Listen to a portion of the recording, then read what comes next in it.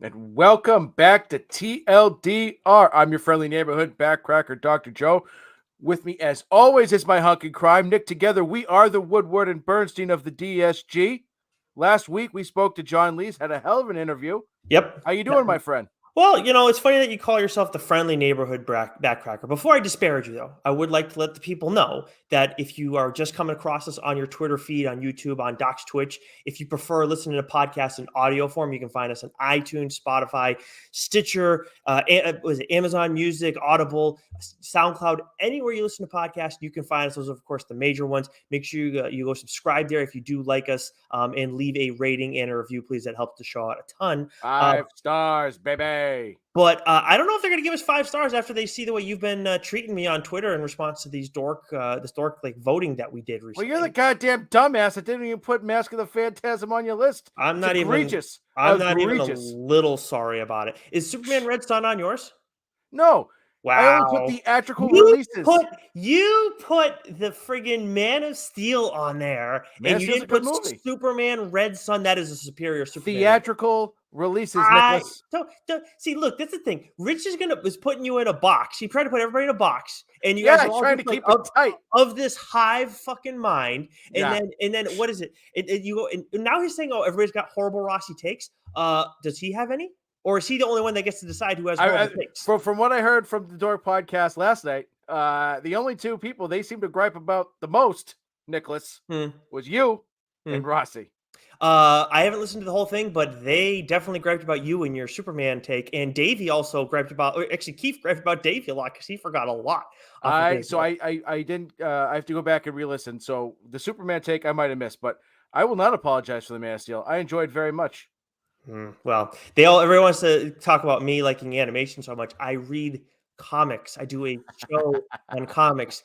I know that I do appreciate live action, but in general, I like the animation that we've gotten as time has gone along. Those movies are great, no doubt. But this was I wanted to keep it to cinematic movies. That's fine, but I'm just saying for people who are like stunned that I have appreciation for animation, I prefer comics over anything pyramid.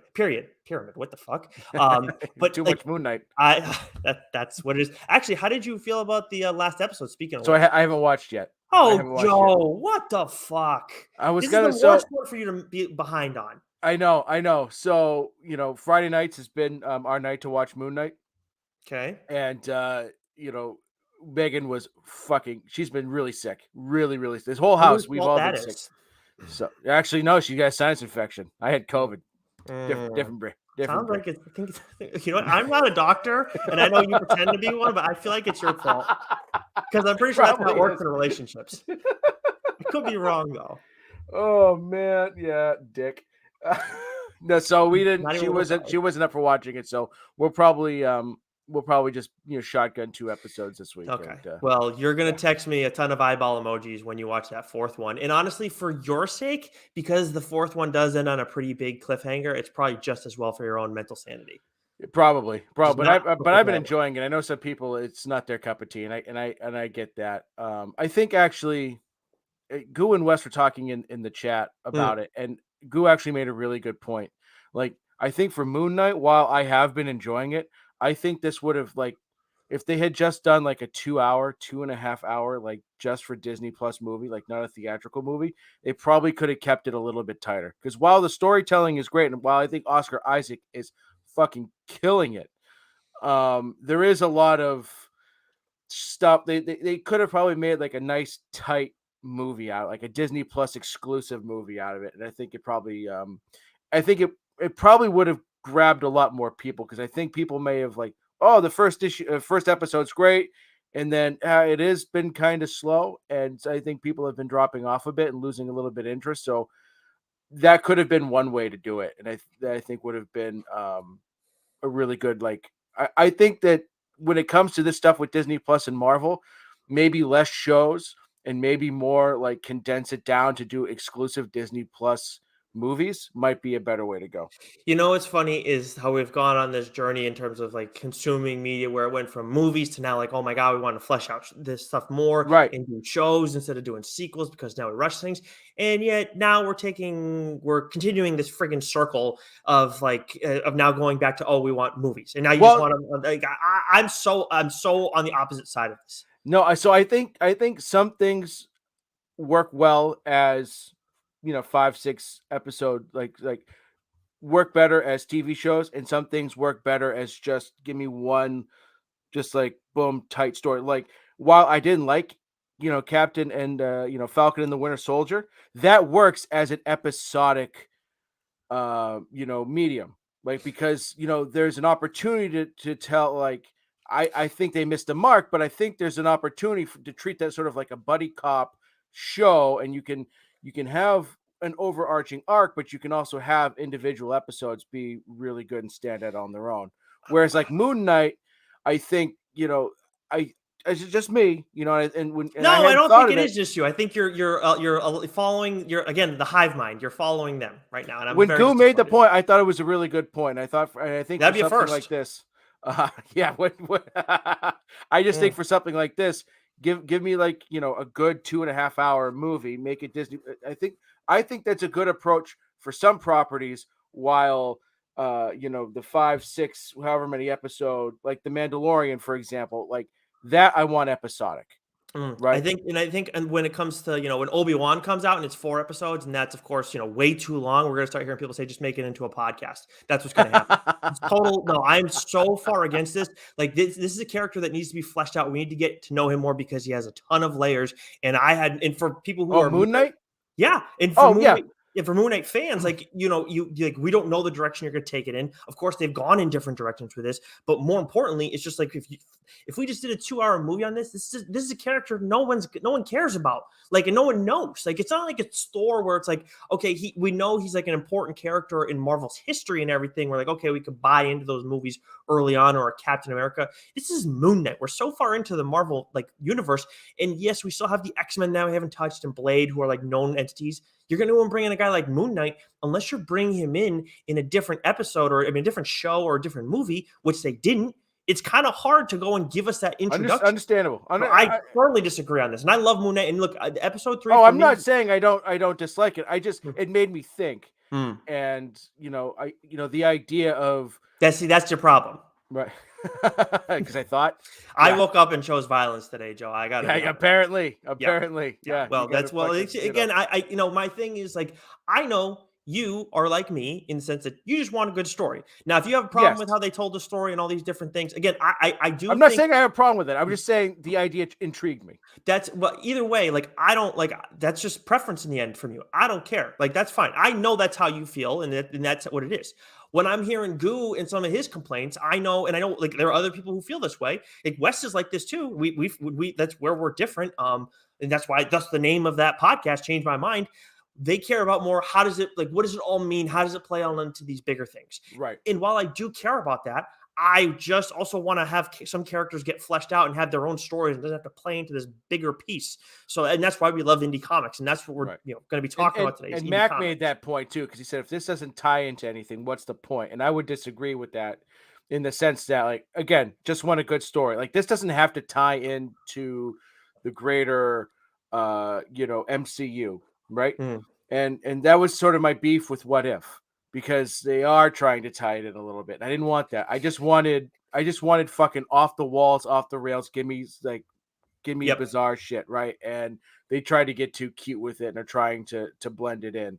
Mm, With something like Falcon and the Winter Soldier, that definitely ties in, but those are two like main components of what the Avengers have been, or major components of what the Avengers have been and the MCU has been over the past decade. But like with Moon Knight, it doesn't have to tie in. Just give me a good story. But hmm again, the idea of like, okay, take some properties, expand them out to 6 episode shows, and maybe take others and maybe make Disney Plus exclusive movies. Like that idea just intrigued me a little bit, mm. because sometimes sitting down and trying to slog through 6 episodes when a show's not that great or it's tough. I'm not going to sit through 6 hours, but I might sit through 2.5.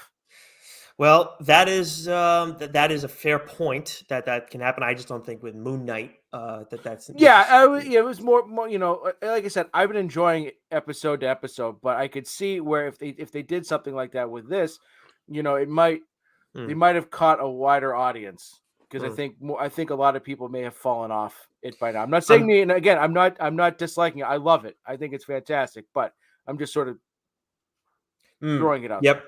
got it. Well, okay. I mean, I am curious. I don't know if they did it with Loki. Did they? I know with they said with Moon Knight that it was like the most popular first episode of a Disney Plus series, right? Or is that am I making that up? Because I feel like I they did mean, it I with didn't Loki. hear that, but that doesn't mean I was I'm looking just for it either. You know what I I'm mean? more trying to figure out if they ever reveal numbers in any capacity because I would like to know what ends up happening Yeah, when it comes to viewership because I think that's going to depend on what they do with Moon Knight going forward. Unless of course with Oscar Isaac they just wanted to say like we're not going to do a contract because we're trying to keep things under wraps for a little while. But anyways, enough about that. I cannot wait to watch episode 5 and hear your stance on 4. I hope you haven't gotten too much spoiled for you on 4 though, because I did. I actually have nothing. I've gotten Wow. zero spoilers Well, on. Yeah. knock on wood that does not change for you at all because that happened to me. Like, and it's okay. Like, I still loved it, but I would have definitely would have like hit me even harder if I didn't know some of that stuff going in. But anyways, it is time for us to get to catching up ahead of what's new. Joe, I know it was a quick one for you. What did you catch up on? It's always a quick one for me, Nicholas. Uh, you said it, not me. I just want to make sure everybody knows that. So I just caught up on a couple, 2 books because I had a lot of reading I had to do for this week's trade. So, Mm. Nightwing, I wrote 91, but I think it was 92 that It's dropped no, last it's week. it was 91, Was it 91? and you had written 92. Gotcha. Um, Loved it. It was fantastic. I love the Wally stuff in it, and we're back to Mhm. the start of Taylor's run on Nightwing. We're no longer derailed by that other nonsense that took place. Absolutely loved it, Nick. You were spot on. I mean, this is one of my favorite books going right now. If Mhm. not, maybe my favorite. It's tremendous. Yeah, it's been outstanding. And I know Redondo has been was off at this issue. I feel like he's been off a couple issues. He does a lot of the cover art, and I know that he did that special issue that we love so much, the panelist issue. So I And that's think it's probably why, yeah, honestly. He probably we've gotten a better idea over time of how things kind of work behind the scenes. And for artists, I mean, there's a lot going on, and to do something like he did with the no panels, there was a ton of detail that goes into that. So I would like this kind of tracks. Like we're still what yeah, 4 issues off of that right yeah, now, I yeah, think. yeah, So that would make sense that we would see him needing a little bit of help yeah. in the mix. But what else Um, did you catch up on? and then I caught up on AWA's Knighted, Ah, which is the fifth yes. and final issue of that. Did you read that one, Mm, Nicholas? I Yeah, did, but this is the final issue of this arc. We of this could arc. Yep. Yes, Yep. and Mhm. it's definitely set up for more, which is great because I absolutely loved it. Um, I love the way it ended. I love the way it set things up. I love the character growth. It's sort of what I expected. Mhm. Like when you pick up the first issue and you see this nerdy sort of nebbish, character sort of assume the mantle.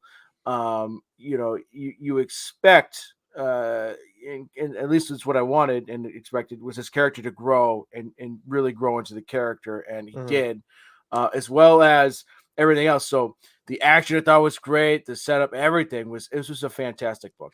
Yeah, this is a fun series. For those who haven't read the Resistance stuff, I recommend going reading that. Joe talked about it on the show.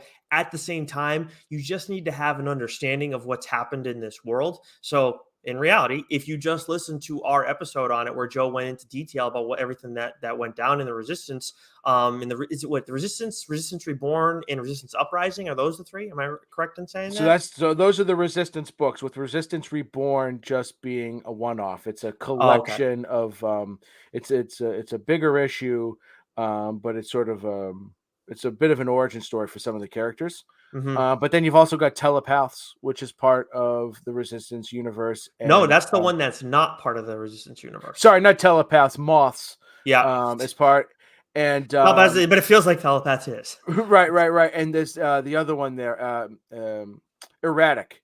Yeah, that's right. Right, Erratic. which Yeah, is more of it's more geared towards younger young readers. adult Yeah. readers. Mhm. But I still want to read it. I've Yeah. heard it's fantastic. I still need to read it. My point more so is though that you should go back and read that stuff. But if you listen to Joe's episode where he went into detail on it on this show, you can definitely read Knighted and be just fine. It'll be nice and easy for you. As for me, when it comes to catching up, of course, did read Knighted issue 5 last week. Finished Ghost in You, which is one of the Reckless books, which I did talk about recently. That came out a couple weeks ago. Ghost in You, that is, fourth installment, and awesome. More like not. I'm sorry, more of the same in terms of awesomeness, in terms of tone and everything like that. But where the focus is on Anna instead of Ethan Reckless. Is it Ethan? No, either way, the original main character. And now we kind of get an idea of also where things are going within the 5th book, because we're going to get a 5th book. It's shown, the cover is shown at the end of the series. Highly recommend it. Recommend all of those books. Wolverine 20, of course, written by our guy Benjamin Percy. Deadpool is at the center of all this too, and it looks like they're going to be working together for a little. Oh baby, I need to Yes. catch up on this. I'm dying to read that one. Yeah, and actually, I will say this: when that whole auction thing happened a while back, that I was really like loving with Wolverine. I don't know if that was the first arc or the second arc where we got that. Second arc. Okay, but I absolutely loved it, and this ties into all that. So sweet. Yeah, so very, very much excited about that going forward. And then Red Batman the Night, issue 4, which came out last week. Excellent, right? Yeah. But did you get one? Did you pick up one when I met one? It had that very Batman Begins-esque feel to it. Yep, it absolutely did. Absolutely did, but it's still like different from that. Yes. So kind of it gives you it's not retread on that. Which also, that's not like Batman Begins is also like I'll give people a little tease for those who listen to us and listen to Dork. That was not on my list of movies because what they did to Ra's al Ghul in that series. I'm sorry. I got no time. Sure, it's like it's an entertaining movie on its own, and if you haven't read the comics, you're going to enjoy it and everything. But looking back on it now, is it a well done movie? Yeah, but did they totally like screw over that character? 100%. I love the Scarecrow in that movie, but man, you guys did Ra's al Ghul really dirty in Batman Begins, and both him and his daughter have become like characters that I absolutely love. Outstanding in the comics. And also Animal Castle issue 5, which is from Ablaze, which we don't really talk about much on here. I have been talking about Animal Castle since I started reading it, though. Definitely going to be a TLDR book. I'm just waiting to see. I don't know how long this run is going to be. We're 5 issues in. I think the first arc is done. It was only like 3 issues. So I could talk about it now, but I might wait to see it just finish. Not because I have any reservation about talking about it on the show, but just to maybe help me have a better understanding of what to tell everybody about going forward. What looks like the plan is. You know what I mean? Yep. Okay. We move into what's new, Joe. Why don't you kick us off with what came out from Marvel this week? Okay, so we have Thor 24, The Amazing Spider-Man #1. So they're resetting that, and I Are you going to read that? I'll read the first issue. Okay. I mean, I got to read the first issue. We'll see how it goes from there. Yeah. Punisher #2, which it's there. I got to read it. I love the first issue of that. Aliens #11, or Alien #11, I should say. Carnage #2, Sabretooth #3. This has been a killer series. Silk #4, which I have to catch up on. I read the first arc. I gotta, even though it's sort of they renumbered it. I loved. This is coming off the back of the previous Silk run, which I enjoyed. Star Wars: The Crimson Reign #4. Silver Surfer Rebirth #4.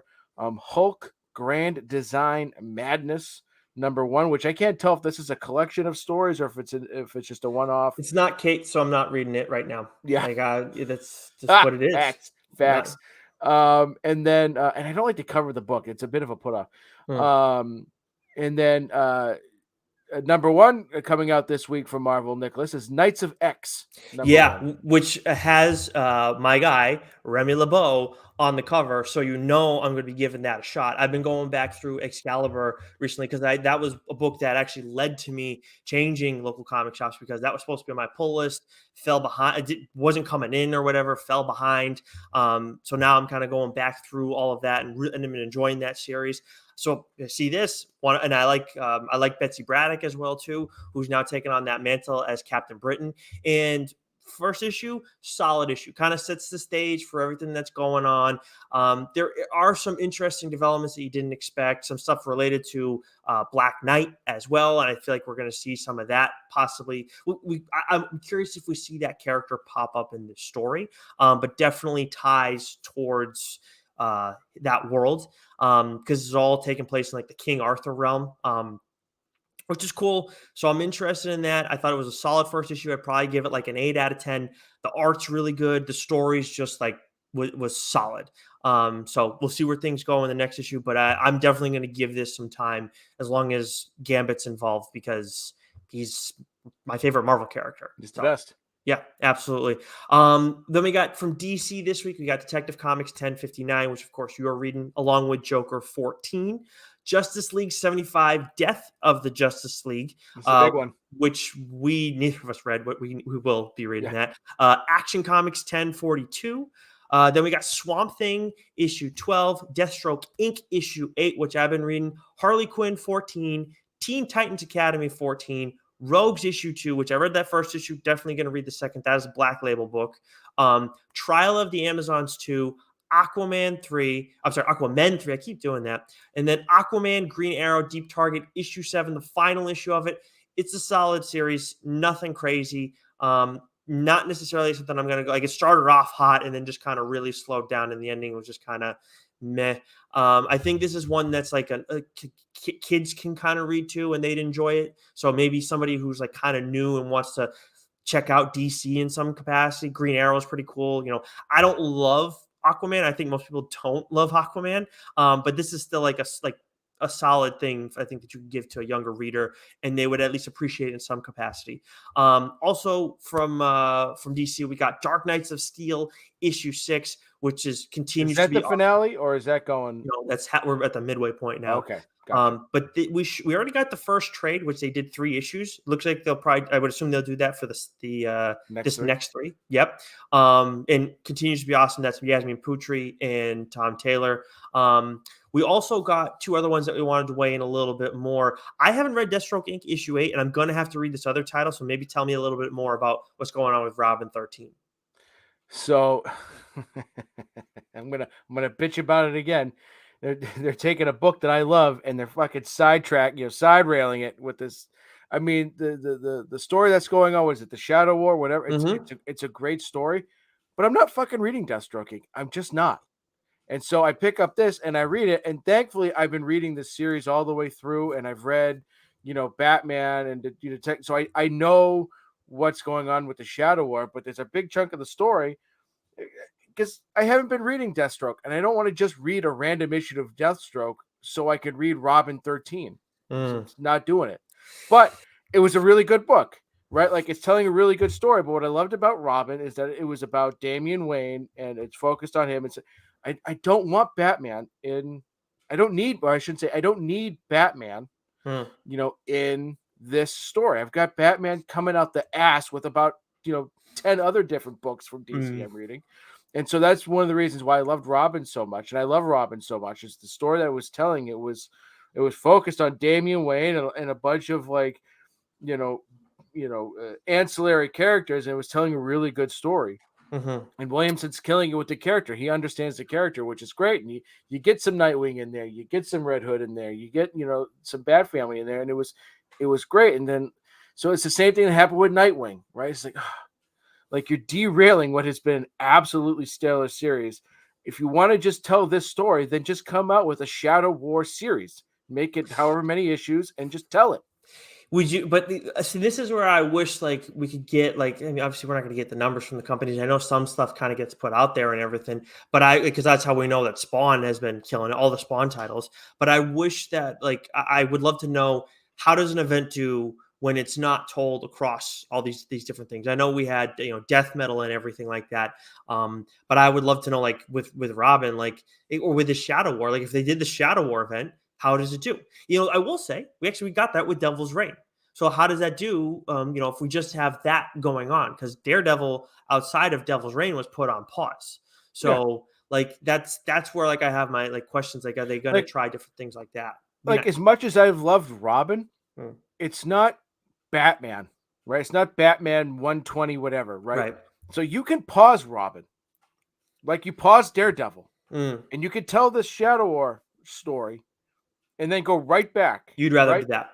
Yeah, I don't want to have to I don't want to have to read 1,000 different books to Mm. tell one story, That's fair. That's right? fair. No. That's totally fair. So I would get behind that. My only concern is, I see. That's the thing. Like where we talk about movies and TV shows and stuff like that. I feel like comic book readers, like especially the adult comic book readers, like we're not going anywhere. Like yeah, like we're gonna read comics. Like that's just what. Like we may not read certain ones that we liked as kids as much, but we're gonna read comics. So that's where it's like if you have people who like Robin, like and you want to involve him in this big event and pause things, like I don't know. I feel like that it could be successful in the end, but I mean, as much as like as daunting as War of the Realms was, like it had it had its main issues and it had like 1,000 fucking tie-in books, right? mm, But like I picked and choose, which tie-in books I wanted, which ones sounded interesting to me. You mm, don't have to read them all. Like you could have just read the main line,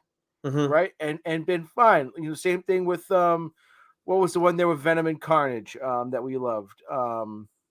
uh oh um Yeah, I'm trying the to with contact them. Null. Yeah, Oh yeah, my yeah. goodness. Right? King of Black. King and Black, right? You could Jeez. have just read the main line, which we mostly just did, and you get a great Yeah. story. And it didn't wildly affect any of the other books. It tied into to Daredevil for it, right? And so it did, but like just do it. Just you hmm got this idea for Shadow War, right? I don't want to have to read Batman, Robin, Deathstroke, and The disdain for Deathstroke, Deathstroke. whatever. Like I don't want to have to read 1,000 different books to tell one story. The disdain for Deathstroke Inc. is It's wow, not man. my disdain. I haven't been reading it from Eh, the get go. I no. don't want to have to read a random issue of Deathstroke Inc. to tell the story.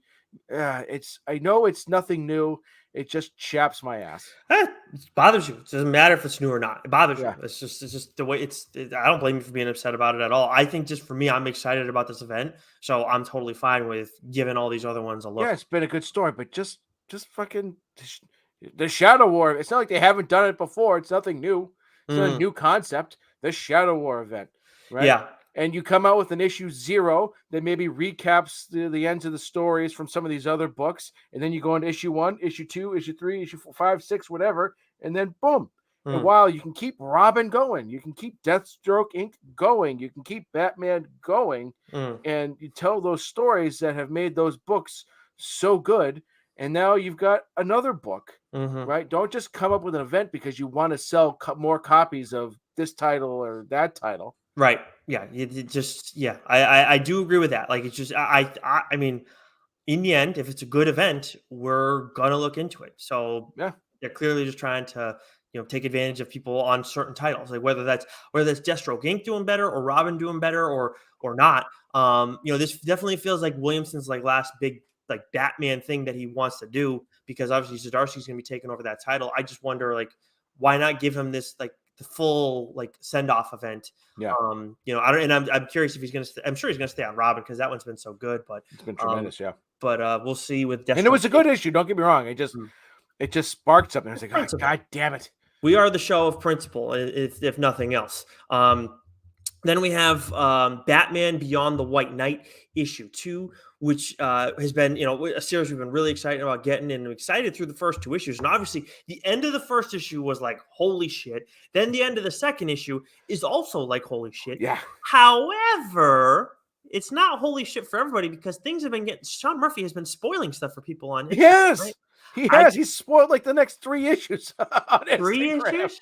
I'll Well, tell I you know what. this one and I think one other one at least. I don't understand it. Like, and I follow him on Instagram, and I actually get notifications whenever he posts stuff too. One of the few people that I have that with, I don't understand why he's doing that. I And think it I was a did big it. thing. It wasn't like, oh, he spoiled something and then like it's saving the juicy bits. Yeah, No, he spoiled the juicy bits. I mean, he says don't read if you don't. But I'm like, ah, what are you doing? yeah. I don't. Yeah, and you can't help yourself, can you? You just have to read. Of course, Yeah. of course. But I didn't, like, I don't know, like, there was a part of me that was thinking, oh, there's got to be something else. If this is what he's spoiling, there's got to be something else.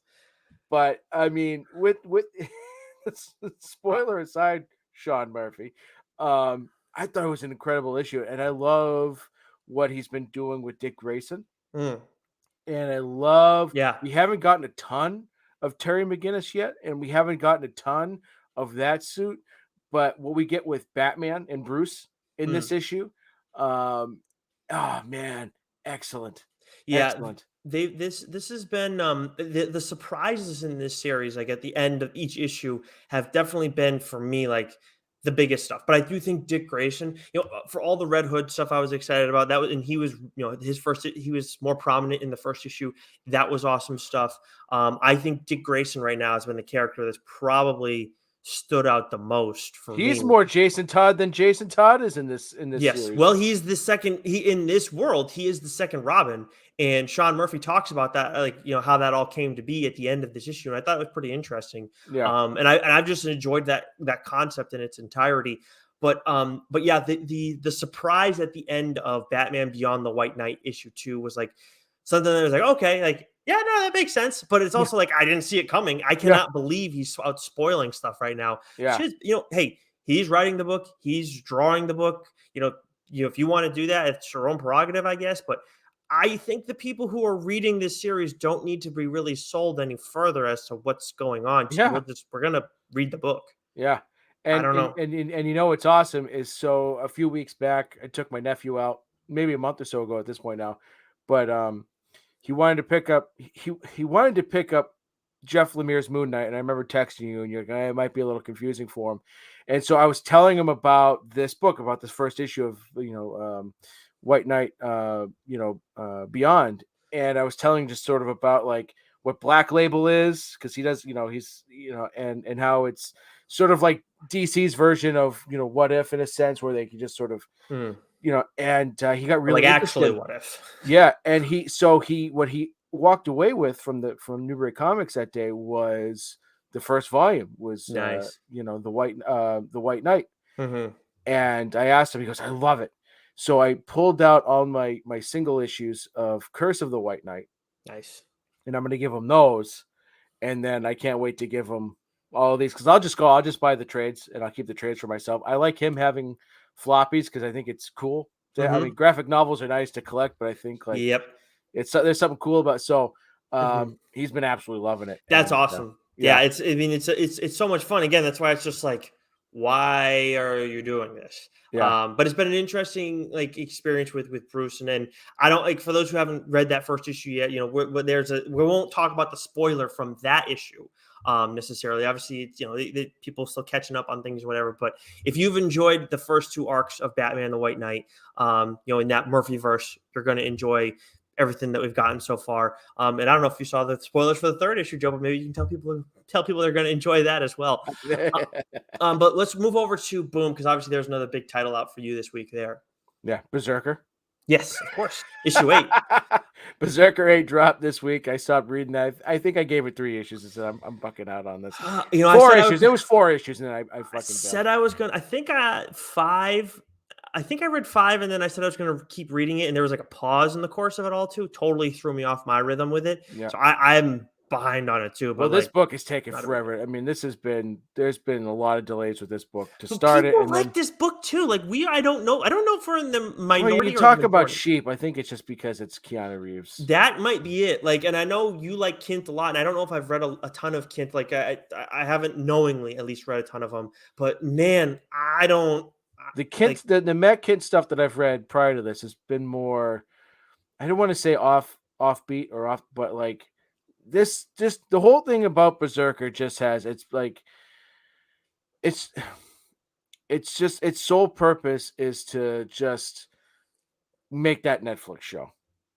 For sure. Right. Whereas like writing a comic book for writing a comic book, telling a story you want to tell, that's this doesn't I don't feel like people are telling the story they want to tell. They're telling the Hmm. story that they're being told to tell because we've got this Netflix show and it's Keanu Reeves and well, Mhm. but I'll tell you what, anytime we're seeing now I know our guy Adam Lawson is now doing something with Wesley Snipes on a comic, which I'm very yeah, excited about. We'll have to try and touch base with both of them. That would be great at some point. But I just anytime I'm seeing an actor or an actress attached to a comic, it's just like I don't know. Like I just don't I like. feel like 9 times out of 10, it's not great, Bob. Right? What was Yeah, the one with Khaleesi there that you yeah. absolutely With Amelia Clark, I actually was it Mother of Madness. yeah. I haven't. I actually do have that. We have that stuff, and I do plan on looking at that at some point. But then there's this, I read the and first issue, obviously, said no, not for me. I know Patton Oswalt is a huge comic book fan. I have no problem with him being in comic book movies, but when it comes to writing them, not necessarily my cup of tea. I don't even think I finished Mother of Madness. I think like a I quarter of the way haven't. through, I just said no, I no, haven't it's even. just I haven't checked. I it's haven't not for checked. me. Um. But anyways, Berserker tangent. We also have Power Rangers Universe number 5, The Killer Affairs of the State number 3. This was another great issue for this series, and then lastly from Boom, Something is Killing the Children 22. And man, this one I thought the last month's issue was cranked up a notch. Oh This one's yeah. dialed in at 11. Oh yeah. Yeah, yeah. Tell me more. So I felt like the art was a lot more.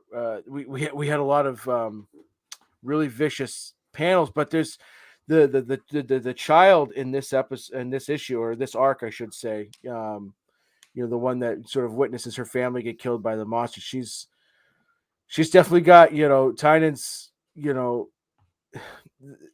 He's really put some depth and some layers into her because she's a real prick.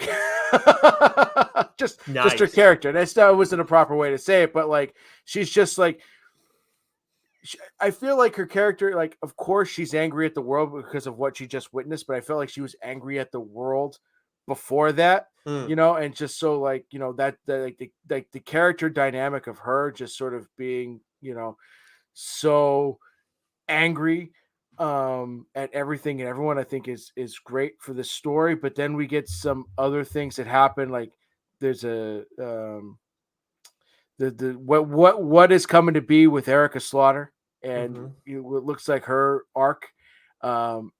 He's setting some great stuff up here. Nice. Kind of set up towards the end of the last arc as Something is Killing the Children, and tried to kind of set it up with House of Slaughter. But what we get in issue 22 is just it's setting up for what might be the best arc of this series yet. Nice. Yeah, That's great to hear. I have, of course, read that first arc. I talked about that. I think that was the last trade which is obviously a long while long ago. time. October. Yeah, I think that was the when I talked about the first arc. I haven't caught up on it since, but I definitely plan on going back and reading. Second. This is the fourth volume, if I'm not mistaken, something like that, Yes. maybe the fifth, something like that. But that's awesome. That's great to hear. I'm going to fly us through some of these other ones real quick. So from Dark Horse this week, we have Demons issue 2. We have the British Paranormal Society Time Out of Mind issue 1, which actually that was when we had to put in a request to get a review copy on that specific issue. So I wonder what that says about what's going on with that story. I do think I'm going to check this one out. From Dynamite, we got Red Sonja issue 8. Aftershock, we got Naughty List issue 1, Bylines and Blood issue 4, The Lion and the Eagle. I think this is issue 3 out this week. And then from IDW, we have Usagi Jimbo Lone Goat Kid issue 4, and we haven't gotten the review copies from them this week, so I don't know. But allegedly, we're getting TMNT The Last Ronin issue 5.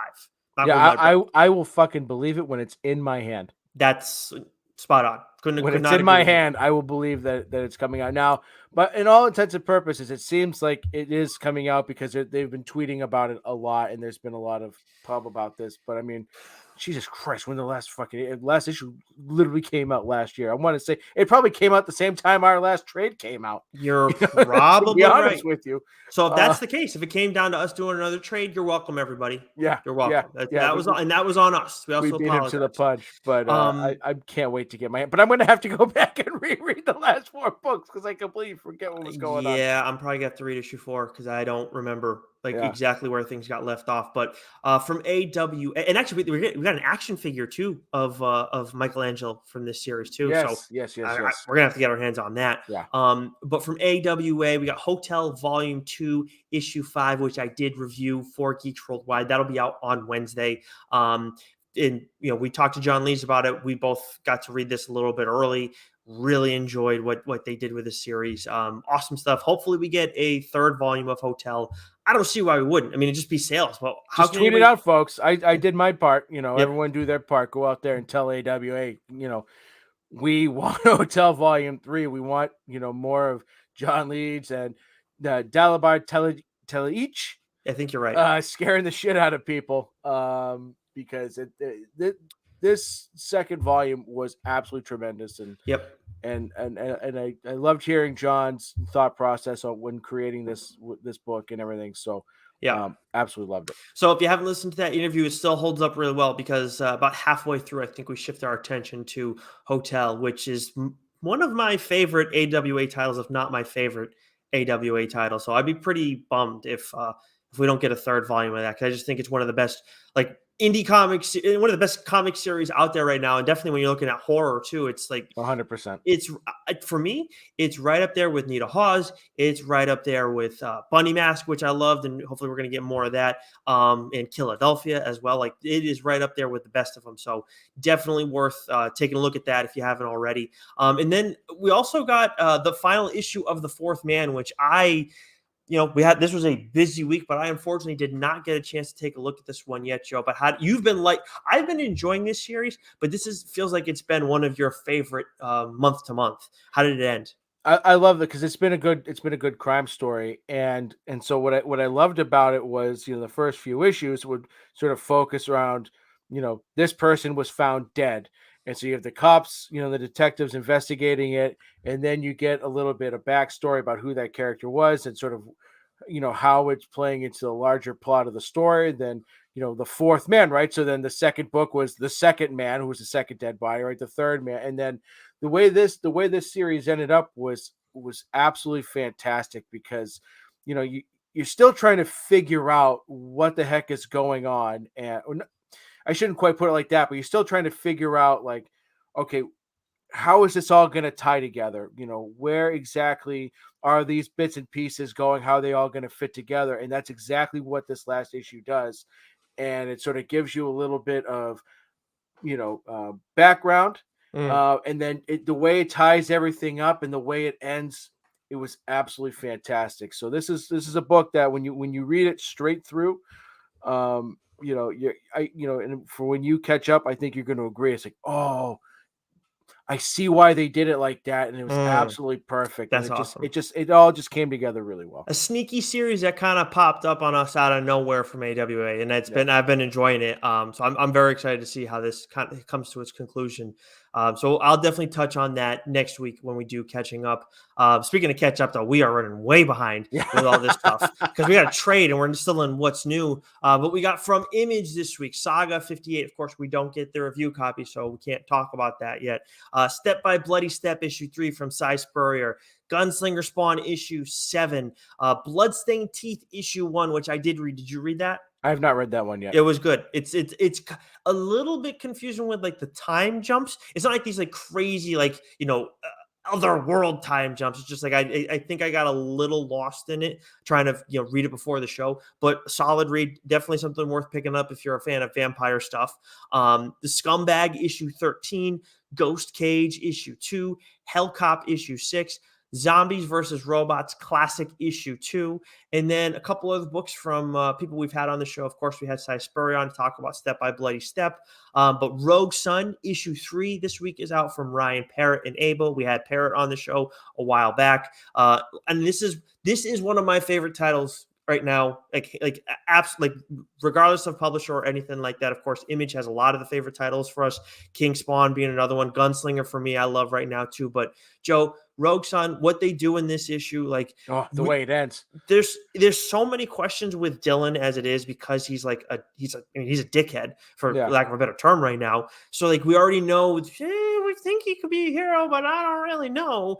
And then we get this other curveball thrown to us in this issue, and then we get another curveball thrown to us in this issue. And the way this whole thing ends is this issue. It's just like anything can happen in this series. Yeah. Like not in the sense of sure, we're dealing with like werewolf vampires and all that stuff. I don't mean in that way. I just mean like you can't fucking trust anybody in this story. Just leave it at that.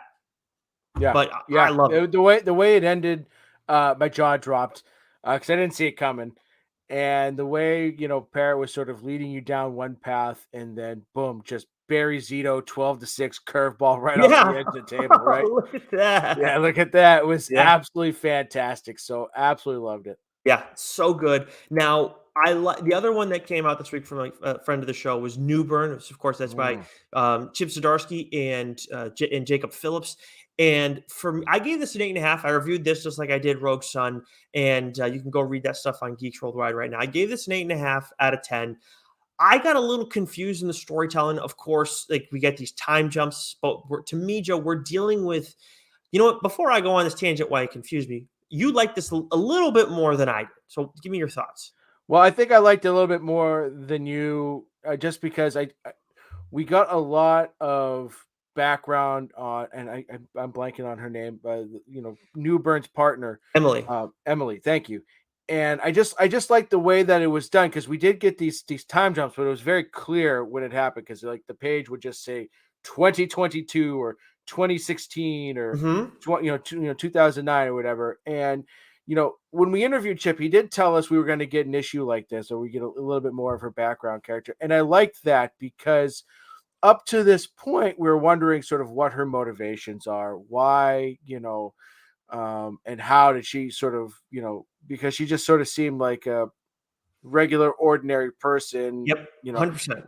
and so we get that. So we got very little Newburn, and we actually got zero, just about zero Newburn in Yeah, just this. And about. part of why we love this series is because of that character. Hmm. But I think just the way that Zdarsky sort of, the way he wrote this, and we know now, knowing a little bit more about her and her motivations, and what it sort of sets up, Hmm. for sort of the next arc. I mean, I just thought it was really good storytelling. So for me, with the time jumps, I got a little bit thrown off. Like it was very clear. Like, and I'm sure if we were talking to Chip about this right now, he'd say, well, what are you talking about? I gave you an entire page with the year on it. Like, Yeah. how are you confused about the time jumps?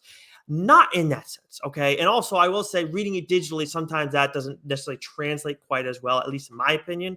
But my big thing was we're focused on a character who we haven't seen, we have not met. This guy's coming out of left field, and this whole time I'm like, okay, but why do we care about this person? When we find out why we care about this person, it's like, okay, this is all right. Now we get it. It's interesting, and then we get the ending, and then it's like, oh fuck.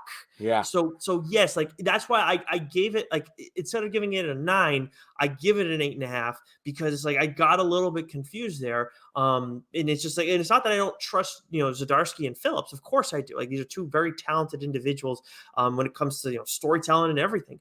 But it threw me off in this issue. It was so different from everything else we've gotten through the first 5 Well, issues. I think that's it, right? Yeah. Because out of this issue is very much an outlier in from the rest of the issues, right? Because Hmm. everything is, there's a crime, or there's a case that Newburn has to um, you know um, solve, and or a situation he needs to get out of. Hmm. And we didn't get any of that. Like I said, we got next to zero. Hmm. There's one panel, I think, with Newburn in it, and he's just and he's a bit of dialogue, and then it moves on. So yes, it was much different than everything we've got so far. But I think what it does is it was a very unique way of setting up the next arc, while also, you know, giving us that information on that character that we hadn't had up until that point, that I thought was very Hmm. intriguing and very Yep. important. Yeah, absolutely. And I think if you honestly, this is one of those things where if you listen, if you hear our conversation about this going in, if we're hearing this from somebody else and have this knowledge that like this is going to be different than any of the other issues of Newburn that we've gotten so far, it'll hit you differently than it did me. It's not Yeah, going to like throw you off in that capacity. For you, yeah, it did bother you, and there'll be some people that are like that. But I think for others, it'll be just like, wait a minute, what's going on here? yeah. I And can see then that, yeah, 100%. so that again, this is just another reason for if you listen to the show, you may want to tell a friend, hey, this can help you out every once in a while, especially if they feel a little confused about Newburn afterwards, as well. But anyways, that is it for what's new. A very, very dense week for us in what's new, Yeah. and it's a trade. So we're be talking about 2 books a piece today. Obviously, a little bit shorter on the reflection a little bit later. But Joe, tell people about the image book that you have planned. So, Nicholas, I'm not going to make you wait any longer. Oh, Uh, what a see, guy! I'm a good guy, right? Oh, okay, So this week sure. I am discussing The Good Asian from Image Comics. Hmm. Writer is Pornsak Pichote. Artist is Alexander Tefenki. Letters Lee Lutheridge. Letters Lee Lutheridge, and colorer Jeff Powell. Yeah, Lee Lutheridge, who we know from Or Lee Lutheridge is the color and the yeah, letters. but yes, Lee Lutheridge is the colors, but we know Lee Lutheridge from Hotel. Yes, yes. Yeah. And so this was a 10 issue collected in 2 trade paperbacks. The first one is already out. The second one will be released on May 18th. And this is also a book. I mean, I've talked about a lot already, on the show, because every week or every month it comes out. I just can't not talk about it. But this was also supposed to be only 8 or 9 issues, and they extended it out just a little bit longer, I think, to let because it was so popular, so good. I think they just wanted to make sure that the porn shot could really, I think, fully tell his story and what he had planned for this. So, synopsis: following Edison Hark, a haunted, self-loathing Chinese American detective on the trail of a killer in 1936 Chinatown. The Good Asian is a Chinatown noir starring the first generation Americans to come of age under the immigration ban, the Chinese, as they are besieged by rampant murders, abusive police, and a world that seemingly never changes. This sounds like an interesting title, Joe. I'm glad that you decided to talk about this today. You had a good instinct to want to call dibs on this Yeah, I beforehand. did. And Yeah, I think Cherish Chen also confirmed that too when we had her yeah, on that's for right. her interview about Radiant Red. So Yeah, hats off to you, my friend. yeah. Well, you got to be quicker, on the Mm, uptake, right? that's you're absolutely right. I'm a snail. It's embarrassing. Yep. You are embarrassing. That's Says the guy who loves Man of Steel. Get out of my face. Go man. ahead. Man, that's okay. Anyways, It's uh, fine. I'll give you this. It is fine. Like I it's don't hate fine. it, but I mean I would not. It's not on my list. Anyways, go ahead. Yeah, I've heard what's on your list. Uh, in 1882, the U.S. Passed a ban on Chinese immigrants, blaming them for the 1874 depression. This is one of the first things that you get when you read this. When you get this when you read the first issue, and a lot of the first issue is you get a lot of this exposition is a bit of a history lesson about this time in our U.S. history, and it's important because it helps define the characters. It helps define the setting in which our characters are working in here, and I enjoyed that because you get a lot of that with Usagi Yojimbo, right? Stan Mhm. Sakai, weaves in a lot of old Japanese, culture, samurai culture, and you get a little bit of a history lesson there, but it's never like these long, drawn out things. It's just you get dialogue boxes here or there, and you get it mostly in this first issue, and then in the subsequent issues, where you get it a lot is before the story actually begins. It's like in those first couple of pages where it's mostly like it's telling you who the writers are, the colorists are, so all that. So like before you dive into the story, there's always like a little brief sort of synopsis of what happened from the issues before, Mhm. and you get some of that history lesson there without it, it bogging down, the main issues. But I just found that fascinating, and so what the Good Asian is it's like it says in the synopsis. It is a mystery. It is a noir. It feels like it's ripped right out of the pages of a Dashiell Hammett, novel. Like the Maltese Falcon. Oh wow. These.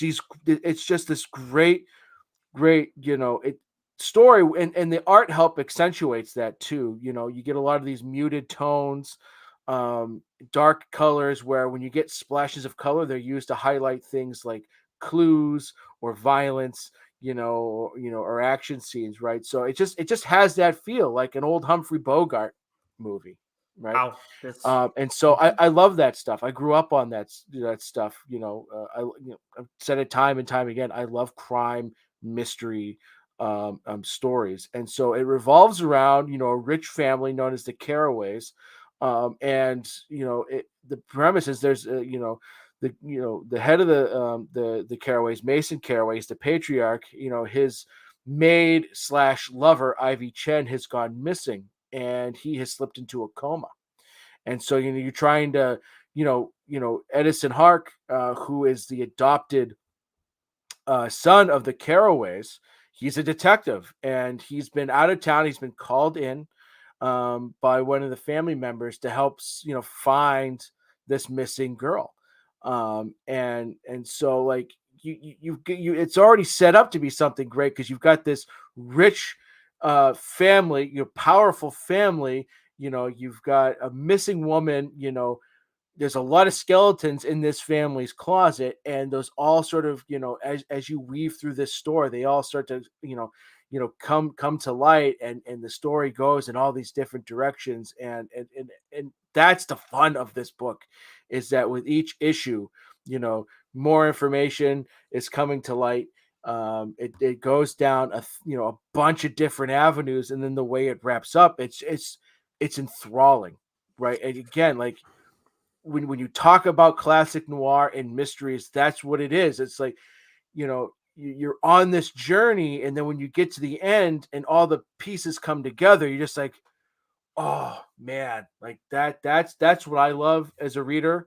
And that's what this book gives you. And so it's perfectly paced. Like, I Mm. never felt like, oh, this was an issue too long, or it's a little bit of a slog here, or no, it just kept going. And the pieces that unfold along the way, the writer, I haven't, he's apparently, Pornstock has written another book that was really well received, which I have to look up and go back and read. But I loved his storytelling, and I love the way he writes. And so I don't want to dive too much into the characters here, Mm. because I don't want to give anything away, Interesting. right? Okay. Because each character is unique, and what happens with each one along the way is really important. And if I start to describe or talk about them, I feel like it would give a little bit away. So Okay. the only character I really want to talk about here is sort of the main protagonist, and that's Detective Edison Hark. And he's a great cop, but because he's Asian, in a very, very racist period of time, and I believe also it takes place in the Chinatown in San Francisco. It's hard. It's hard for him on two Mm. fronts. One, the police force that he is a part of doesn't like him because he's Asian. And the Asian community doesn't like him because he's working with the cops, who are very racist and unkind towards them. Mm. So he's really, a rock between a hard place. But for him, it's just about, you know, he wants to be a detective. He's really, really good at it, and he wouldn't even be back here if it wasn't for what was going on with his adoptive family. So there's like I was talking about before, like these bits of history, of real history, play into the depth of our characters and the depth of the story and the setting, that you're reading. And what I love is that this was 10 issues. And it's very rare you get like a 10 issue arc, but it's not even like arcs that we're getting here. Like, this is, called an Edison Hark mystery, which sort of reminds me as like a kid, like my grandmother always had these books that my uncle would read when he was a kid. Like, it's called like the Boxcar Children. And it was sort of like detective kind of stories, right? Mm. And like each book, they weren't very big, but it was just like a different story. Like, you probably read this. You're probably a big fan of the Babysitter's Club, right? Very, very similar. No. Uh, but it's got that, it's an Edison Hark mystery, so it's sort of setting up where we can get these little bit longer arcs, these individual stories that take place over 8, 9, 10 issues, and where the way it ends is that it's like Edison Hark will return, Mm. so it's almost like James Bond, James Bond will return kind of thing, right? So I love that, this idea of these sort of mystery, like these serialized mystery stories that are, yeah, there are multiple issues, but they're one-offs in a sense, right? It's Yeah. not like, like something is killing the children, like we're on issue 22, we're starting the fourth arc or whatever, but it's just still this one long, even though we're getting different stories, it's still this one long thread where these are Mhm. like you could have a different, case that he's solving and have it be, like I said, 8, 9, 10 issues. I think is great. So Similar to Newburn. exactly, Mhm. exactly. Okay. It's Newburn and Good Asian, have a very similar vibe. They take place in totally different time periods, and the characters are wildly different. But like, you still have that same feeling of like, okay, how do the pieces fit together? How is this all Mhm. going to tie together? And that's what this book does perfectly. And the way it ends, and like I said, it was perfectly paced. So you never like, okay, let's get to it, or it's a bit of a slog. Okay, Mm. I've got to put this down and come back to it later.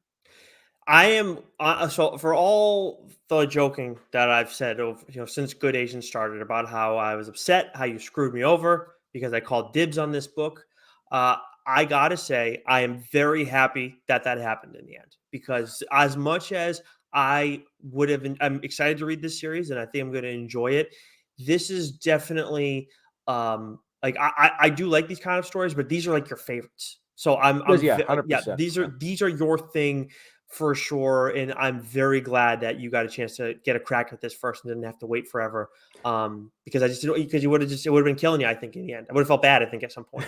Yeah, yeah, Well, yeah. I'm Yeah. kind of serious. No, Like it worked out. I appreciate that, but it was like I said, it was. This is a must read. It's a home run of a series, and it's been wildly popular. And like I said, the first volume is out. The second volume comes out in less than a month now, and I think you're going to enjoy it immensely. It was friggin' stellar. And this to me sounds like it could go either way when it comes to movie or show. This would be a great show. Mm, I would. Well, it really could go either way. You're right, because you could tell these 10 issues in like a great 2-hour movie, right? hmm, You could tell it perfectly in a movie, but you could also have it be a season, mm-hmm. right? Like, yeah, maybe you cut it down so it's not 10 episodes long. Maybe you cut it down, and it's 6 or 8. But you could also like each Edison Hark story could be like a season, Well, right? So like that's what I'm saying. you really could do either way. You could pick out a few, and if there are a few you could kind of meld together, you could even put it on the big screen. That's why I'm Yeah. saying as you're going through this, it sounds like like maybe yeah, show makes more sense because there's so much there. But I feel like if we're talking about trying to put things in a tighter window, like this, you could do that with this. Well, this reminds me of like, LA Confidential, Hmm. right? It's like that kind of, and that's I think it's a fairly longer movie. That might be like 2.5 hours. But still, like you could tell that kind of story on the big screen. You could tell this story on the big screen and not really lose anything. And it would Hmm. be really good. But you could also make it a 6 issue show, and again, still not lose anything. And it would Hmm. still be very, very enjoyable because Hmm. there's points in this book that have sort of cliffhanger type endings, Hmm. but instead of it like having it have a cliff end hanger ending, and then there's a however month hiatus until the next arc starts again. It's just issue after issue, right? It keeps going, which is great. That's awesome. Yeah, I cannot wait to give this a look. I'm gonna crush this stuff because this sounds even better than I expected it was gonna be. It's a quick, you'll fly through it. Well, speaking of books that you can fly through, the book that I have planned for this week, you are absolutely going to fly through, Joe. Of course, I have King of Spies planned for us. Been dying to talk about this ever since we got the first issue of this, and holy shit, this is an awesome series. So, King of Spies, another Image comic series. This is actually a 4-issue miniseries. I do think this world is something that we could venture back to. Mark Millar could venture back to if he wanted to, but this story, it would be stuff that ties into this story, not stuff that can alter this story or anything like that. Because some of like stuff happens to some of the important characters throughout the course of this series. But because it's only 4-issue miniseries, and I'm assuming this is going to turn into a Netflix movie. Obviously, got to be careful when it comes to spoiler type stuff. But the writer on this, of course, Mark Millar. The artist on this is Matteo Scalera, and colors Giovanna Nero, and then letters Clem Robbins. For me, though, when I picked this up, I just saw King of Spies. I saw Millar, and when I saw Scalera's when I saw Scalera's name, it just didn't hit me like who this was. But we've seen Scalera's work before, most notably in Batman the White Knight Harley Quinn story from Katana Collins, and he was of course the artist on that. Because I'm reading this and I think I texted you. I was like, or maybe you said it to me. I don't know when you saw like a glimpse of the art, but it's like it has like that Sean Murphy vibe. Yeah. And it's like, well, no shit, it does. Like in the end, like after you said that, I'm like, yeah, because Matteo Scalera, like, of course, like Yeah. Scalera has that vibe, Abel has that vibe, and that's some of my favorite artwork in the business. It's just such a, Scalera more so because like you mm, could have told me that that Harley Quinn White mm. Knight Presents, right? You could have told me that was Sean Murphy drawing that, and I wouldn't have batted an eyelash. Yeah, the only thing is the colors. Like I know how Murphy works with. I know he doesn't do his own colors. Like He does Hollingsworth. Hollingsworth does his colors, Yes. yeah. Aside from this White Knight story, but he has like that darker vibe that he usually Yeah. tries to go for. That Abel has in Rogue Hmm. Sun. But anyways, this is a 4-issue miniseries that you can crush in one sitting. I don't know when the trade is due out, Joe. Maybe you could look that up as I kind of roll through some of these things. I don't know if that's been announced, but the synopsis for the first issue: the world's greatest secret agent has 6 months to live. Does he die quietly in a hospital bed, or does he make up for a lifetime of bad decisions? He's been propping up an unfair system for over 40 years. Now he knows where all the bodies are buried and has nothing to lose when he turns his guns on everyone who ever made a buck creating the mess we're in right now. So if that's not reeling you in, then I don't know what is. Do you have a date for me on the first, on when the trade comes out? May 11th. May 11th. All right, nice. So in a couple weeks from when we're recording this, not to timestamp things, but make sure you go pick that up then.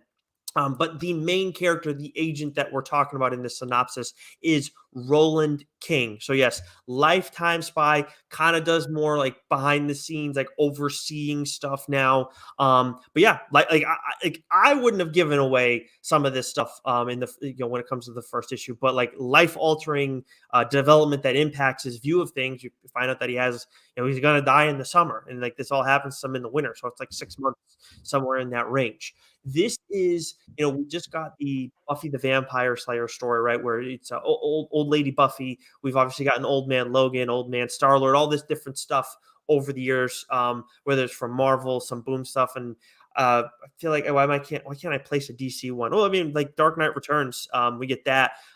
So anyways, it is the past your prime story is what this is, and we do get look back into Roland King as a young spy to kind of get a feel for just how he went about things.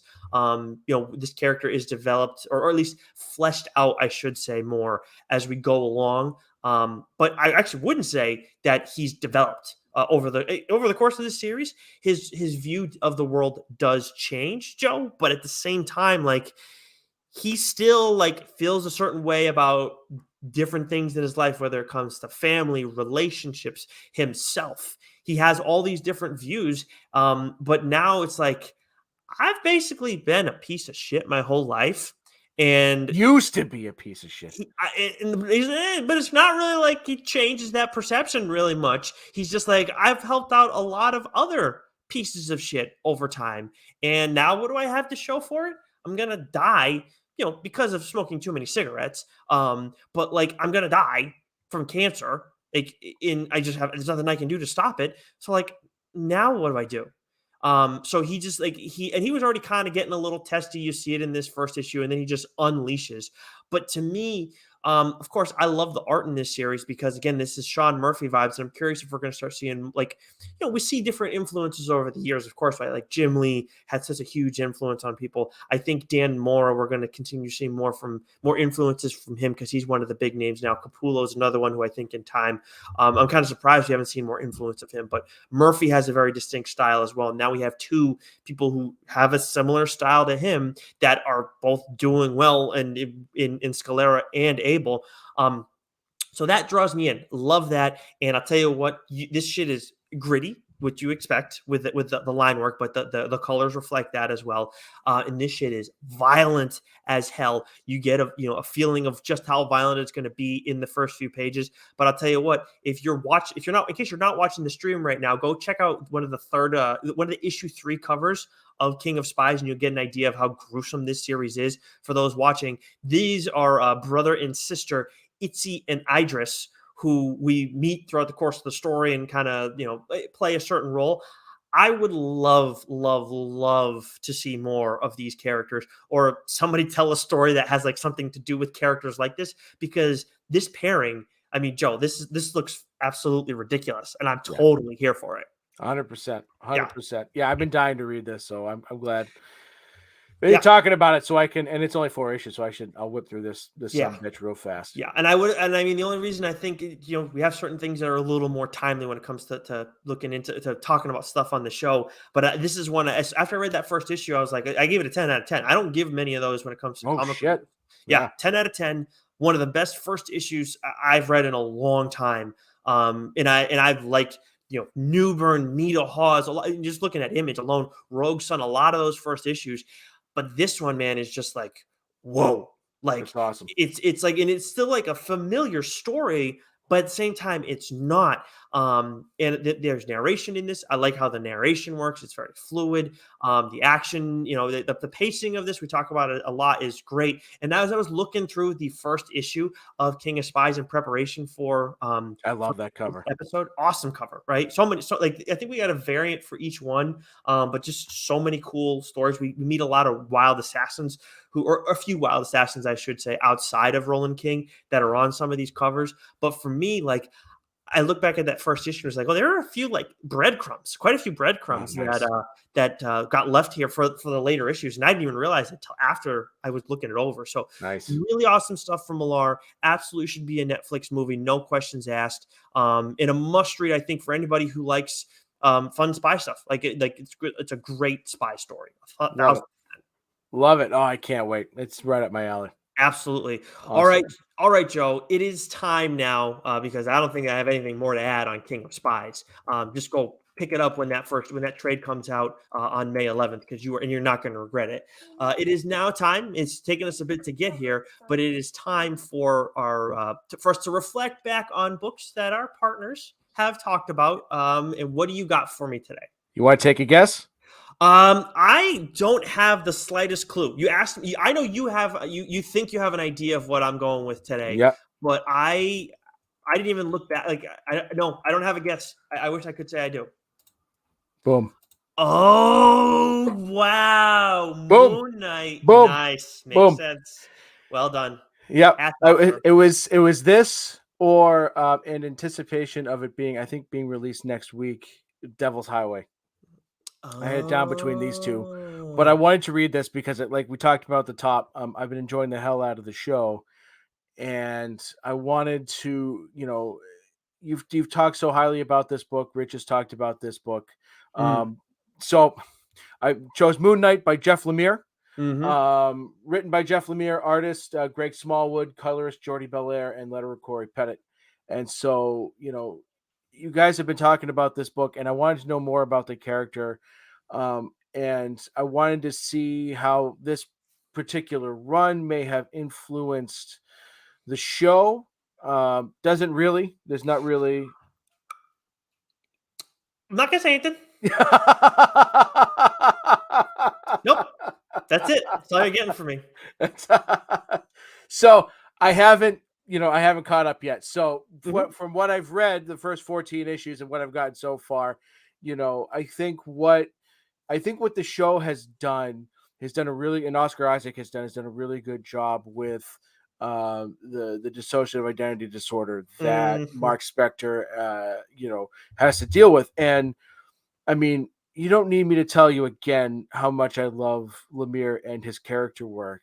And what we get in Lemire's run, is we get even more pieces of, personality, that is, the character of, Mark Spector, and the way he writes those characters, and the way that it just, I mean, the first several, it's just so bonkers. It's Dude, just, you how hear, fucking trippy. holy smokes, because like, and it does get confusing, right, Mhm. at Now you times. get why I said your nephew won't be able to Yeah, appreciate this. because you're trying to keep track of not just all these personalities, but also where is the story going, and Mhm.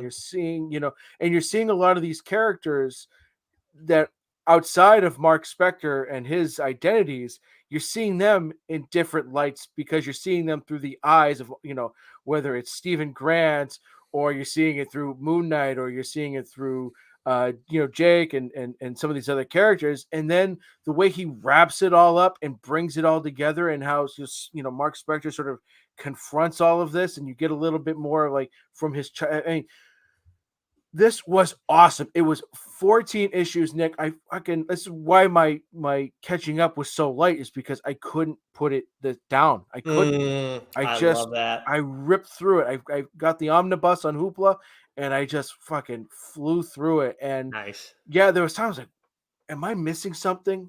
Is this going over my head? And then just the way he wraps it up, and with and the shit you get with Khonshu, and all the side characters, and just like you're up, you're down, you're left, you're right, you're sideways, and then it's just like boom, and So Lemire good. nails it. He So good. nails it, and it wasn't what I was expecting, because I was expecting like to get a lot of Moon Knight, and I was expecting a more linear story of like, okay, like we're gonna get these Ah, arcs, and Moon Knight's gonna come in and save the day, and what we get is we just get this giant like story of self crisis.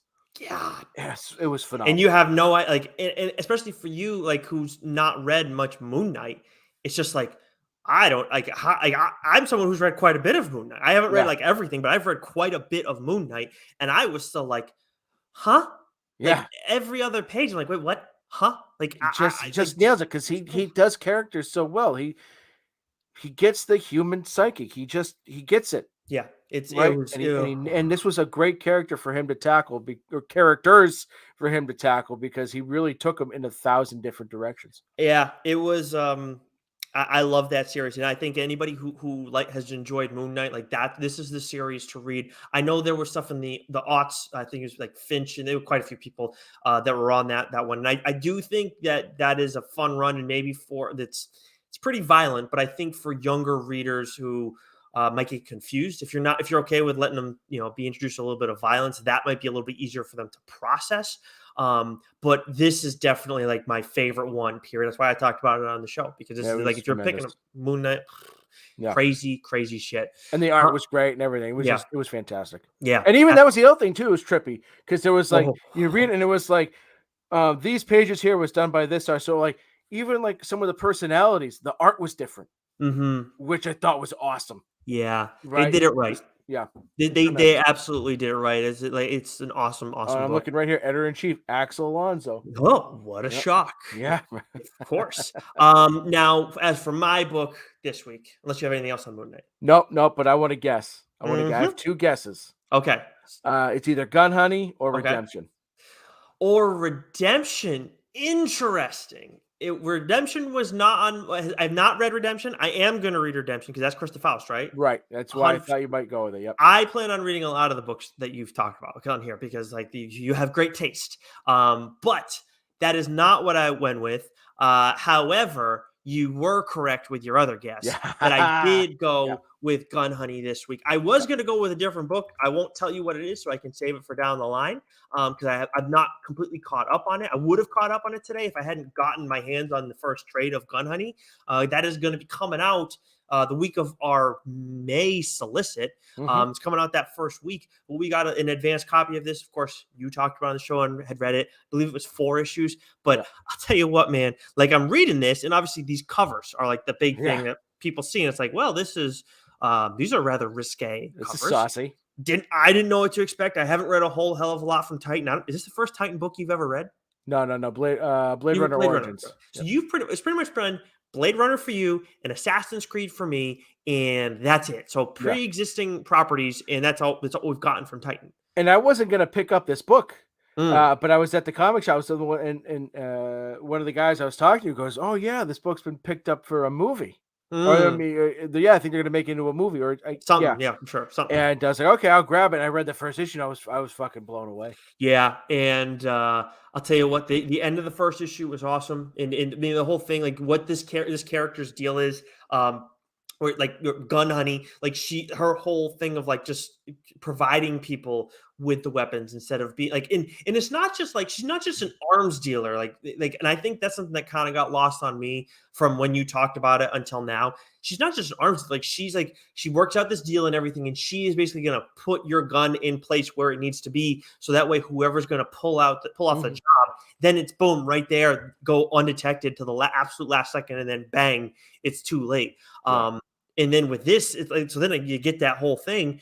But then, man, that is just the beginning. Like that is cool. This moves at an interesting pace. I mean, at a good pace, excuse me. But then it's just like twist after twist after twist, and then like by the end of it, it's like, oh, I didn't see that coming. Like I had like a feeling of certain intentions, but I did not foresee the end result that it ended up being. Because they pull just enough away from us as we're reading this, or provided just the right amount of details. But yeah, Gun Honey is awesome. Like it is a great book, and I flew through that shit. And I will say the narration was a little bit different, and in the sense that it's a lot more of like her saying you, like and I find that interesting because there's different ways that people kind of like self-talk, whether they don't do it much, whether they say I or whether they say you.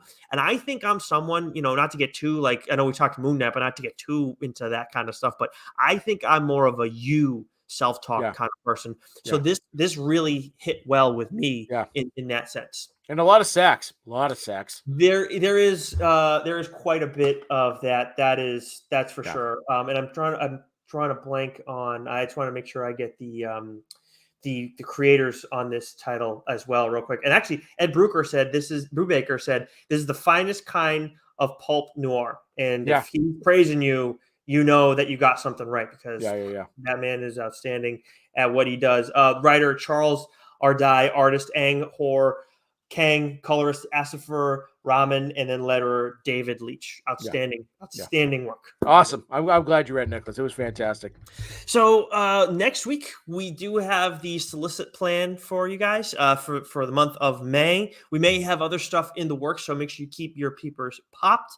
And other than that, Joe, until next week, stay sexy. You know it.